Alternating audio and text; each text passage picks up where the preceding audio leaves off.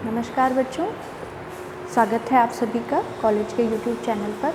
मैं आपकी इतिहास की सहायक आचार्य सीमाचारा। कोविड-19 के इस दौर में पढ़ाई से आपका संपर्क नाता बिल्कुल न टूटे, इसके लिए कॉलेज शिक्षा निदेशालय की पहल के अंतर्गत हम सभी कॉलेजों में सभी जगह जो सहायक आचार्य, सह आचार्य, प्रधानाचार्य जो भी हैं वो अपने अपने व्याख्यान जो हैं यूट्यूब पर अपलोड कर रहे हैं। आशा है आप सभी भी कॉलेज के व्याख्यानों से लाभान्वित हो रहे होंगे। आज अंतिम वर्ष या फाइनल ईयर की कक्षा के अंतर्गत जैसा कि 18वीं सदी के भारत के बारे में हमने चर्चा की थी, तो मराठाओं के बारे में चर्चा जो है हमारी पूरी नहीं हो पाई थी समय अभाव के कारण। तो मराठा शक्ति उसका पेशवाओं के अंतर्गत किस तरह से उत्कर्ष हुआ, मुख्य पेशवा कौन थे, उसके बारे में हम आज चर्चा करेंगे और कुछ जानकारी मैं आपसे शेयर करना चाहूँगी। जैसा कि आप सबको पिछली कक्षा में आपने पढ़ा होगा कि शिवाजी ने जो मराठा स्वराज की स्थापना की तो अपना एक मंत्रिमंडल अलग से गठित किया। इस मंत्रिमंडल में अष्टप्रधान कहा जाता था मंत्रिमंडल को। इस मंत्रिमंडल में जो मुख्यमंत्री हुआ करता था, प्रधानमंत्री जिसको कहते हैं आजकल हम, वो पेशवा कहलाता था। पेशवा जो थे, जब छत्रपति नहीं हो तो प्रशासन का देखभाल करना और जो सारी गतिविधियां हैं उसका संचालन वो किया करते थे। लेकिन धीरे धीरे क्या हुआ कि छत्रपति के परिवार में ही कुछ संघर्ष चला। उनकी ही कमज़ोरी के कारण पेशवा छत्रपतियों से ज़्यादा ताकतवर हो गए और जो एक अधिकारी का पद था पेशवा, वो धीरे धीरे वंशगत होता गया।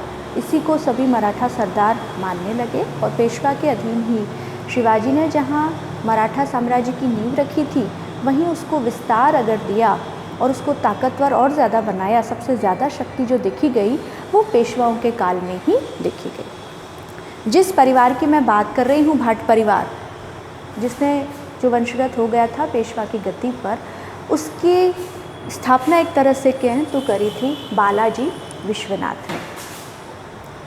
थोड़ा सा बैकग्राउंड में जाते हैं। 1789 में शिवाजी के पुत्र जो कि उनके बाद में छत्रपति बने थे, संभाजी, औरंगज़ेब ने उन्हें पकड़ लिया और उनकी हत्या कर दी। संभाजी की हत्या के बाद उनका एक नवजात पुत्र था शाहू, जो औरंगज़ेब की कैद में रहा। काफ़ी वर्षों तक वो कैद में रहा। शाहू की अनुपस्थिति में उसके चाचा राजा राम, और जब राजा राम की भी 1700 ईस्वी में मृत्यु हो गई तो उसकी चाची ने अपने बेटे शिवाजी द्वितीय को छत्रपति घोषित करके मराठाओं का संघर्ष जारी रखा। औरंगज़ेब की मृत्यु के बाद शाहू को रिहा कर दिया गया और मराठाओं को एक तरह से गृह युद्ध की तरफ धकेल दिया गया। जब शाहू वापस आया तो ताराबाई ने उसको छत्रपति मानने से इनकार कर दिया। अब उसके पास जो कुछ बचे मराठा नेता थे, जो सेनापति थे, जो उसके साथ थे, उनमें से एक प्रमुख थे बालाजी विश्वनाथ। इन्होंने शाहू के जब भाग्य सबसे नीचे दर्जे पर था, एक एक करके सारे मराठा सरदार उसे छोड़ करके जा रहे थे, उस दौर में शाहू का साथ दिया। इस कारण शुरुआत में इन्होंने जो है, शाहू ने बालाजी विश्वनाथ को सेना करते एक नया पद सृजित किया जो सेना से संबंधित था और उस पर बालाजी विश्वनाथ को बिठाया। 1713 में बालाजी विश्वनाथ को शाहू ने पेशवा बना दिया। बालाजी ने बड़े ही अच्छे कूटनीति से काम लेकर के जो प्रमुख मराठा सरदार थे, चंद्रसेन जाधव, कान्होजी आंग्रे, इन सभी को शाहू की तरफ मिलाया। इस दौरान एक ऐसी घटना हुई, जब आपने सैयद बंधुओं का पढ़ा होगा तो फर्रुख सियर जो है एक दौर में सैयद बंधुओं के विरुद्ध षड्यंत्र रच रहा था।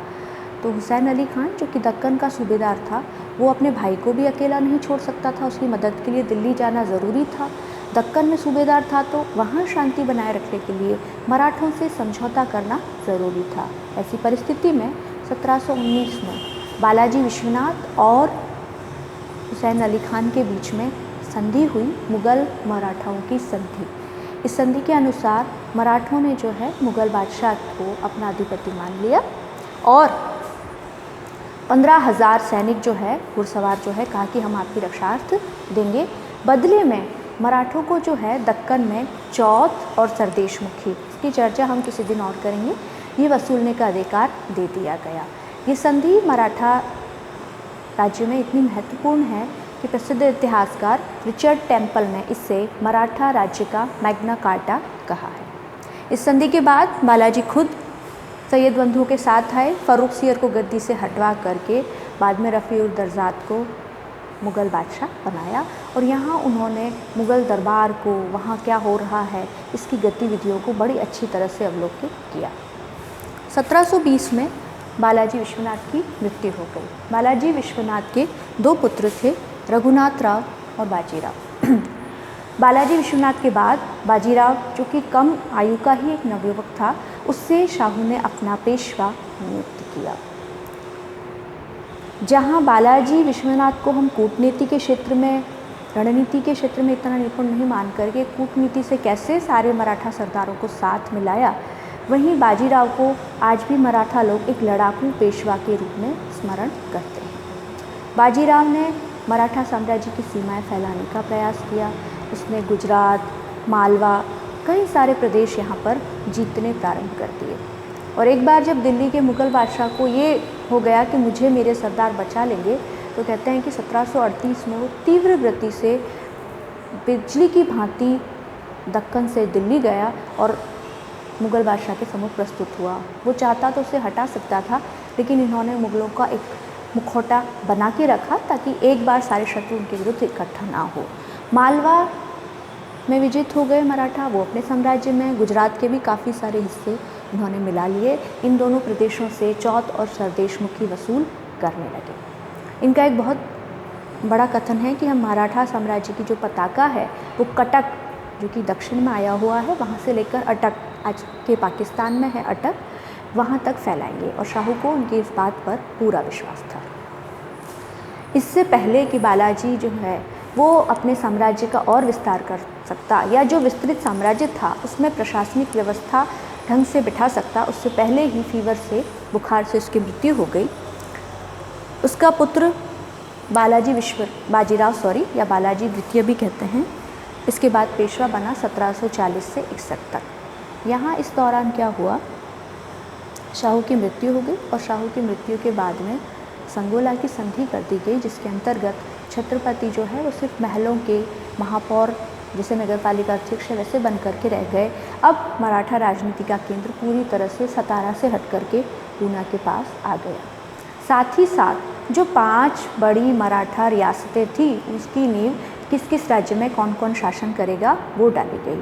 ये 5 रियासतें थी, वो मैं आपको बता रही हूँ। पहली तो थी पूना, जहाँ पेशवा राज्य किया करते थे। दूसरी रियासत थी ग्वालियर, जहाँ सिंधिया राज किया करते थे। तीसरी बड़ौदा, जहाँ गायकवाड़ों का शासन था। चौथी इंदौर, जहाँ होलकर राजवंश का शासन था। और 5वीं जो बड़ी मराठा सत्ता थी वो थी नागपुर, जहाँ भोसले राजवंश का शासन था। इस तरह से 5 बड़े मराठा राज्यों की नींव इस काल में रखी गई। साथ ही साथ बालाजी था, इसने दिल्ली की राजनीति में कुछ ज़्यादा ही इंटरेस्ट लेना, रुचि दिखाना प्रारंभ कर दिया और इसके कारण उनको अहमद शाह अब्दाली से भिड़ना पड़ा। 1761 में पानीपत के युद्ध में अहमद शाह अब्दाली एक तरफ था और एक तरफ थी मराठा सेनाएं। अपने पुत्र विश्वास राव को उसने साथ भेजा था, लेकिन वैसे युद्ध का संचालन उसका भाई सदाशिव राव भाऊ कर रहा था और 14 जनवरी 1761 को दोनों सेनाएं आमने सामने हुई। मराठों की जो सेना है बुरी तरह से परास्त हो गई और यहीं से जो है मराठा साम्राज्य का अस्त होना धीरे धीरे प्रारंभ हो गया। एक प्रसिद्ध इतिहासकार का कथन है कि पानीपत के तीसरे युद्ध ने ये तय नहीं किया कि भारत पर शासन कौन करेगा, बल्कि इसने ये तय कर दिया कि भारत पर शासन कौन नहीं कर सकता। इस युद्ध के सदमे से ही कुछ ही समय में बालाजी बाजीराव की मृत्यु हो गई। बालाजी बाजीराव की मृत्यु के बाद उसके जो चाचा थे रघुनाथ राव, जो कि बाजीराव के भाई थे, वो शासक बनना चाहते थे, लेकिन माधव राव को शासक बना लिया गया। इसको राघोबा, इसने काफ़ी परेशान किया, लेकिन फिर भी इसने मराठा की जो टूटी हुई शक्ति थी पूरी ताकत से इसको जोड़ने का प्रयास किया। दक्कन में निज़ाम को हराया, मैसूर के राज्य से चौथ और सरदेशमुखी वसूली।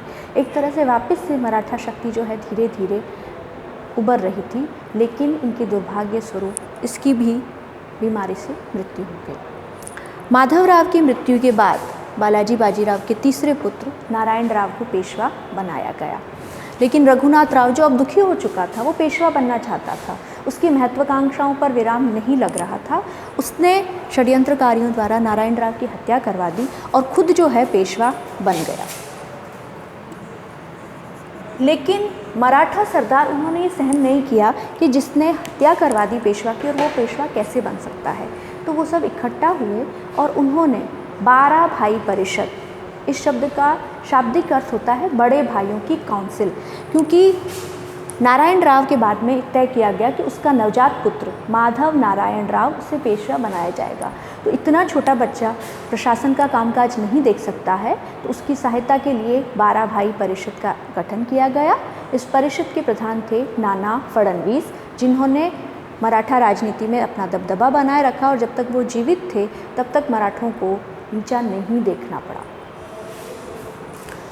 क्रोधित होकर राघोबा जो है वो सूरत चला गया और अंग्रेजों से संधि कर ली, जिसके कारण पहला आंग्ल मराठा युद्ध प्रारंभ हुआ। इसकी चर्चा हम अंग्रेज़ों के साम्राज्य विस्तार जो प्रकरण आएगा उसमें करेंगे। माधव नारायण राव छोटा था तो 12 भाई परिषद अपना इसका कामकाज देख रही थी। शासन का नाना फडणवीस के नेतृत्व में काफ़ी अच्छा चल रहा था, लेकिन इसने भी जो है बड़े होकर के बहुत ज़्यादा नियंत्रण से तंग आकर आत्महत्या कर ली। अब वही समस्या वापस से फिर आन खड़ी हुई कि अब किसे पेशवा बनाया जाए। तो तय किया गया कि रघुनाथ राव का जो छोटा पुत्र है बाजीराव सेकंड जिसको कहा जाता है, उससे पेशवा बनाया जाएगा। बाजीराव द्वितीय में अपने सारे पूर्ववर्ती जितने भी उसके पूर्वज थे उनकी योग्यताओं का अभाव था। उसे सिर्फ लड़ाना भिड़ाना, ईर्ष्या, द्वेष, इसी तरह की बातें आती थी। इसने होलकर, गायकवाड़ इनको अपमानित किया और जब वो उन्होंने इनके राज्य पर हमला बोला होलकर ने, तो ये भाग गया और बसीन की संधि इसने अंग्रेज़ों से कर दी और इसी संधि के परिणाम स्वरूप द्वितीय आंग्ल मराठा युद्ध प्रारंभ हुआ। और इसी के काल में जब इस आंग्ल मराठा युद्ध के परिणाम स्वरूप दूसरे में इनकी आदि शक्ति तोड़ दी गई, इसी के काल में अंत में तीसरा अंग्रेज़ों और मराठों का युद्ध भी हुआ और एक तरह से मराठा साम्राज्य का जो है सूर्य सदैव के लिए अस्त हो गया। इस तरह से आज जो है संक्षिप्त चर्चा की है मैंने आपको पेशवाओं के अधीन कौन कौन से पेशवा थे भाट परिवार के, कैसे उन्होंने एक अखिल भारतीय साम्राज्य का स्वप्न देखा और किस तरह से उनका ये सपना भंग हो गया। और भी आपके विषयों के दूसरे विषयों के सहायक आचार्य भी अपने वीडियोस अपलोड कर रहे हैं यूट्यूब पर। मेरा निवेदन है कि मेरा ही नहीं, अपने जो भी विषय आपके ने लिए हुए हैं ऑप्शनल, उन सभी विषयों के वीडियोस पूरे देखें। आपके टीचर्स नोट्स भी आपको दे रहे हैं, साथ ही साथ असाइनमेंट भी दे रहे हैं। वो असाइनमेंट कंप्लीट करें, वो नोट्स आप पढ़ें, ताकि आप इस दौर में भी अपनी पढ़ाई से बिल्कुल ही टूटकर ना रह जाएं। ऐसा नहीं हो कि आप बिल्कुल ही अनजान हो जाएं जब वापस ये महामारी का दौर ख़त्म हो जाए। इतना कहकर मैं अपने शब्दों को विराम देती हूँ। जय हिंद।